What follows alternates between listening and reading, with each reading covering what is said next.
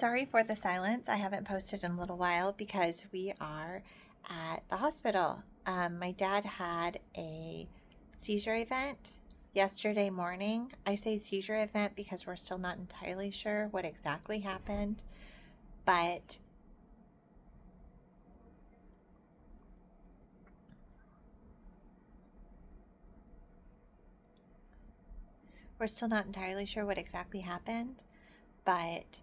he woke up in an attack of some sort, and it was really scary. The person who stays with him overnight, some nights of the week, was in the room with him and saw him, shaking and breathing really, really hard. And she called my mom into the room. They called an ambulance, and he was taken by ambulance immediately into a Houston area emergency room. He's been here in the hospital for a couple of days now, and he has been recovering, and they've been running a lot of tests to try and figure out what exactly happened. So far, it doesn't seem like it was a stroke, but he's still awaiting an MRI, and they think that the MRI will help us learn more. They also say that the EEG he had doesn't look like it was a seizure, although I tend to think that it was a seizure based on what my mom saw and what they experienced. For the first 20 or so hours that he was here, from like 7 a.m. yesterday until the wee hours of this morning, he was very, very, very agitated. And so today he's a lot calmer, but he had several medications last night to help sedate him and help him sleep. He's been sleeping most of the day today.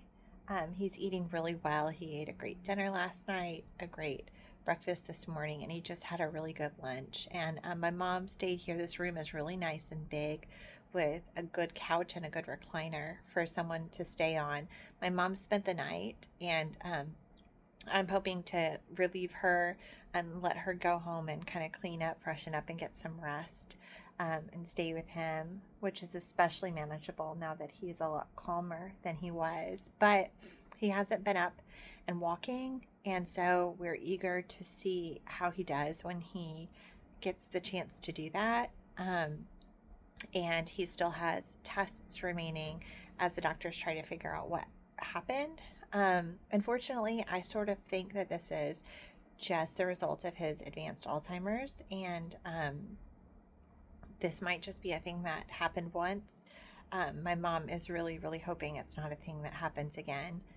So that's a little bit about what's happening with us in our journey with Alzheimer's, and we are waiting to see what happens next, what we learn, and a little bit more about how he's doing and how his needs might change after this event. But we were happy today to get a little bit of eye contact out of him, a little bit of responsiveness. He's answered a few of our questions with a few words, and most importantly, we saw a few smiles and felt a few chuckles from him today. And I say felt because I've had my hand on his chest or belly while talking to him, and sometimes felt his tummy kind of move in the pattern of a laugh, even when a laugh sound didn't quite come out. So he's being real sweet today, and hopefully feeling a lot more relaxed than he was feeling yesterday.